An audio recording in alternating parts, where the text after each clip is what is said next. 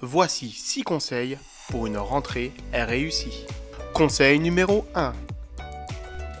Remettre en place la routine quelques jours avant la rentrée. Cela va permettre de structurer le quotidien de l'enfant et ainsi de le rassurer. Par exemple, on peut utiliser le support séquentiel. Grâce à lui, l'enfant va pouvoir se repérer dans l'heure du lever, l'heure du petit déjeuner, l'habillage. Cela permettra à l'enfant d'avoir une journée structurée, de le rassurer, comme dans son quotidien lorsqu'il va à l'école. Deuxième conseil. Préparez le matériel de rentrée avec votre enfant. Moi, c'est ce que j'ai fait. Je suis allé avec lui chercher le matériel, les ciseaux, les crayons, et ça déjà, ça lui a vraiment fait plaisir. Ensuite, on va pouvoir ranger le sac avec son enfant. Alors, s'il veut le faire tout seul, il peut, mais en tout cas, on peut l'accompagner, lui dire qu'on peut l'aider, et ça va le projeter dans la rentrée. Conseil numéro 3.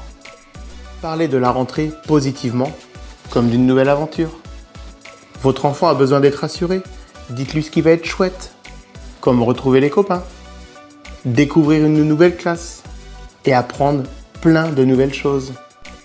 Quatrième conseil.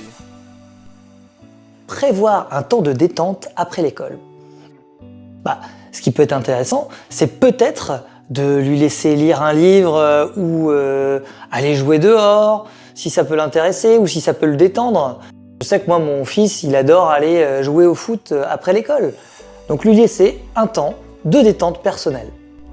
Conseil numéro 5.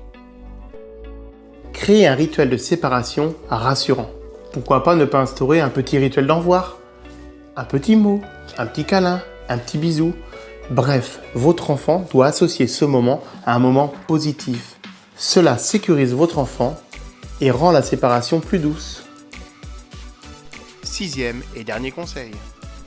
Collaborer avec l'école. Alors l'école, pour nous, avec Manuel, c'est l'IME.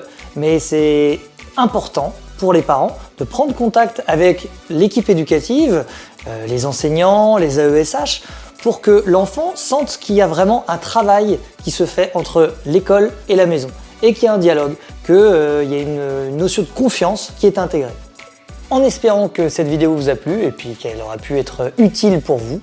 Si c'est le cas, n'hésitez pas à vous abonner, mettre un pouce ou même des commentaires. On aime beaucoup vos commentaires, ça nous aide pour réaliser nos vidéos. Allez, à bientôt sur Educatos!